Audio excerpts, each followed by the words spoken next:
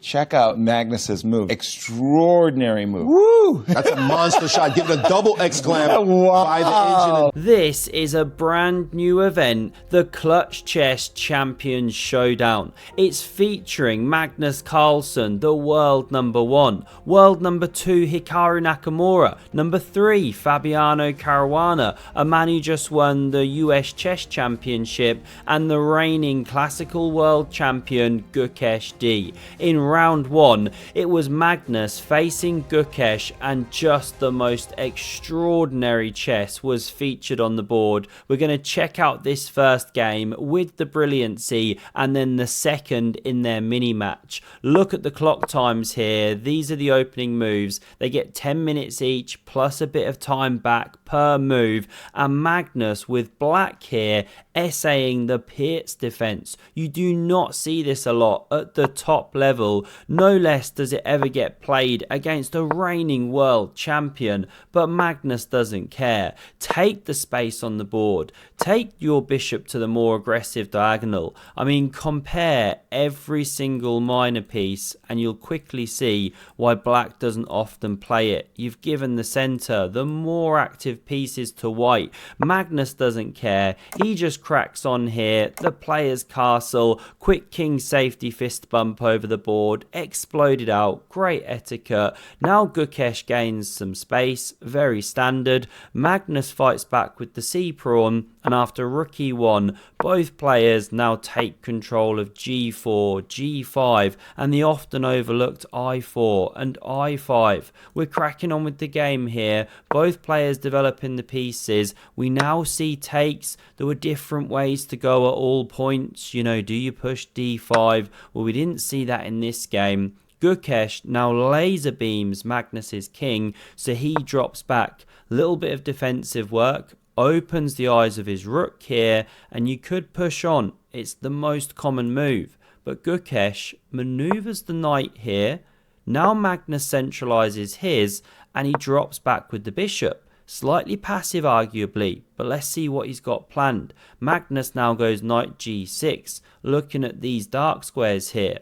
Pawn a5 takes the space, bishop e6, g3, and now Magnus on move 15 almost equalizes the position with pawn d5, achieving a central break, fighting back against the structure. I mean, this is what happens when you know your openings. This is how you can learn the pits if you want to. It's Lotus Chess on screen here. I love talking about it because it's incredible. Just past 100,000 downloads. This is how you can learn a new opening. You type it in, you bring it up. You can go to the course variations here where it takes you through the moves in a gamified way, or you can go to the crushing variations straight off the bat. It uses the AI power to show you how to play against opponents of your level. Fighting chess, interesting chess, not just rattling off grandmaster lines, and connects with your lead chess, your chess.com. So it's bringing in the kind of stuff that you actually do. The link's in the description. Do go and have a look at it. Free to get started. So good.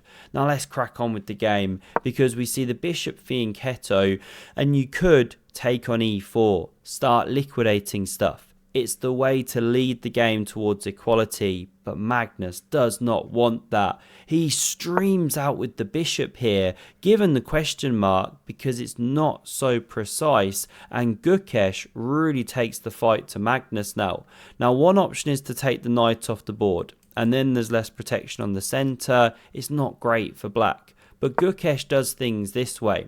He's breaking up the structure. Magnus just takes. Very bold of him. We see takes in the center. This is the game continuation. The bishop centralizing. Rook's leaving the board. And Gukesh's point, the reason the computer didn't like this is that black is just saddled with the worst pawn structure when all the smoke clears. Magnus finds the best fight back move though. Hit the rook. If takes here, well, you chop them off the board and pick up on b2. It's just roughly level. Excuse me. So Gukesh wants more. He drops back, covering the pawn, wants to target these weaknesses soon. a5 from Magnus. The queen streams out. Normally Magnus loves an endgame with them off the board, but it wouldn't be wise here. You've got a worse structure, so you want to try and attack the king. The knight saves itself. And now Magnus really goes in for a deep think here because he's in trouble. The pawns are weak. This one's close to dropping. b4 is coming and you can't take or you lose here. I mean, you have to time it right because there are these tactics and pawn takes and your own bishop is loose, but you get the point. It's a much worse endgame for black. So Magnus plays. Rook a6. He whispers, do you even rook lift, bro? Gukesh says, yes, bro, you know I do. You've seen the footage. And it's really superb. Understanding that you need to switch and try and attack. Think this and this and this. So Gukesh plays rook d2 here. Kicks the queen. She retreats this way. Pawn is hit. Now you want to defend it, right? With something like this. But then the brilliant knight f4 comes on the board and you're about to crash through, of course, so takes, but then there's a draw minimum. This actually leads to a perpetual, and if you try and step to the g file or push the pawn, then you die in various ways. Or if you try and step to the g file here, well then, whose move is it, sorry, here we go, then the rook enters the attack, and again this spells disaster because you either lose material or if you step somewhere, you know, you get mated. Something like this. So, these are the problems. This is why the pawn wasn't defended. Gukesh takes. This one's captured. Apparently not the best, but only if you find the very difficult queen d1. You cover the rook invasion on e1, and after something like this, playing to rip open the king, you can go rook d3 to spy the queen. Here, this is now best, giving this, hang on, how is that possible? Well then there's rook e1 in response. I say giving this, sorry, white was threatening to take this. So the best response for black is this, incredible ninja stuff, almost impossible for humans to find this, especially low on time. But okay, queen d1 the defense to allow moves like g4 and keep the pawn covered. Crazy lines. Let's run to the game. Not played. Gukesh pushes. But we have to mention, because now Magnus invades. He's about to take the knight. So queen b5 covers. But now here's the moment where Magnus unleashes one of the most sensational moves we've seen this year. Well done if you saw the idea of bishop to c5. I mean, that is absolutely epic. It's like seeing the players chilling in their Versace sunglasses, as was given at the start of the tournament when they did the drawing of lots. I mean, would you look at that?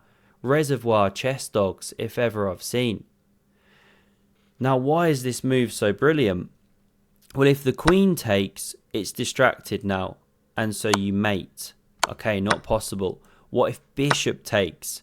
Well, you've just left the control of a key square, and this knight move is a killer because you're stepping in to check, and that would be mate. How do you fight against it? Queen d3 not possible, takes. Queen e2 not possible, takes. If knight h2, whoops, no, sorry, you can't go knight h2. It's pinned. There's me blundering or trying to make illegal moves. So it's just a killer. f4, but then you crash through here and you start killing the king, you know, bring in the knight. You're threatening mate here even because the knight's pinned. It's really over. Okay, the rook's covering, but there's too many threats. So let's run back. No takes. We saw queen d3. Great move by Gukesh. Very low on time now, but now takes. Pawn recaptures, of course, to keep the knight out of e5. Rook a1. Look at the bar. It's a completely level position. Magnus steps behind the pawn, but Gukesh, perilously low on time, makes a critical blunder in this position. He plays the move, rook d1.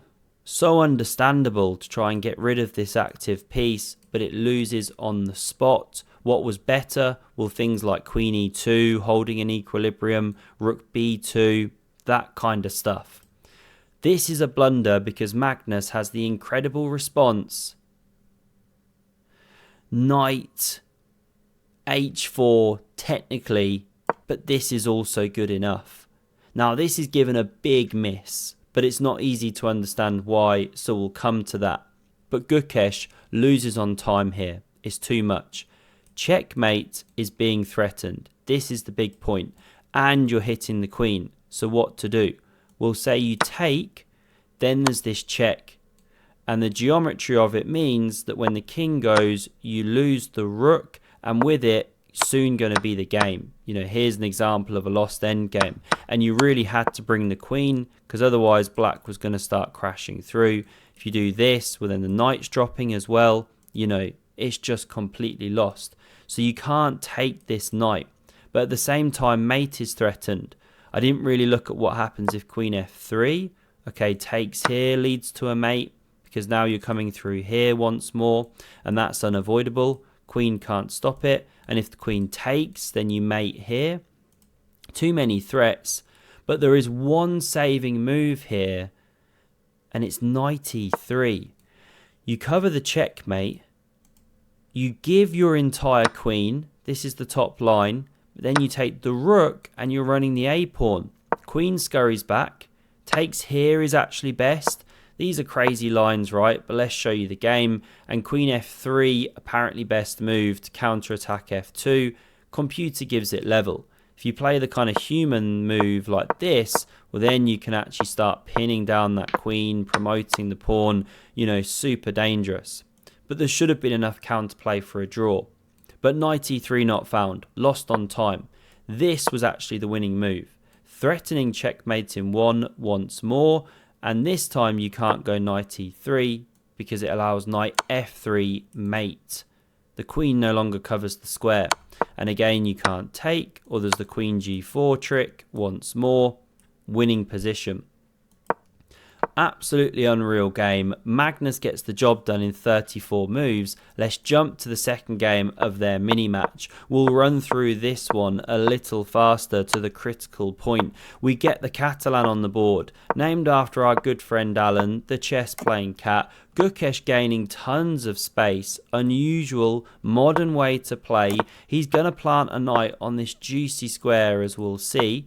Magnus takes the entire centre. He's a huge expert in these structures. Prepped it for his World Chess Championship against Fabi. Pawn attacked, defended. Knight e5 was also possible there and was interesting, taking control of some squares, but wasn't played. Allows the harmonious bishop c6. You could already jump here, right? But this one is played, hitting the centre, and so Magnus thrusts on through. Can't get the words out, that's a bit of a tongue twister. Thrusts on through, something like that.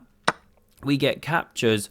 Gukesh takes up the gauntlet here, and although he's a pawn up, this is Magnus's point. There's now huge pressure, it's a horrible pin. c6 does defend, but now you can play takes. Nasty structure, and here's the sting at the end of the tail that means you're winning your pawn back by force. Gukesh jumps here, this is the top engine line, and Magnus takes. And there are different variations, but this is one of the most fascinating. Rook a5, and we're seeing an exchange of the queens. They do follow the top engine lines here. I mean, you could take here first, but Magnus does this. This is how things proceeded.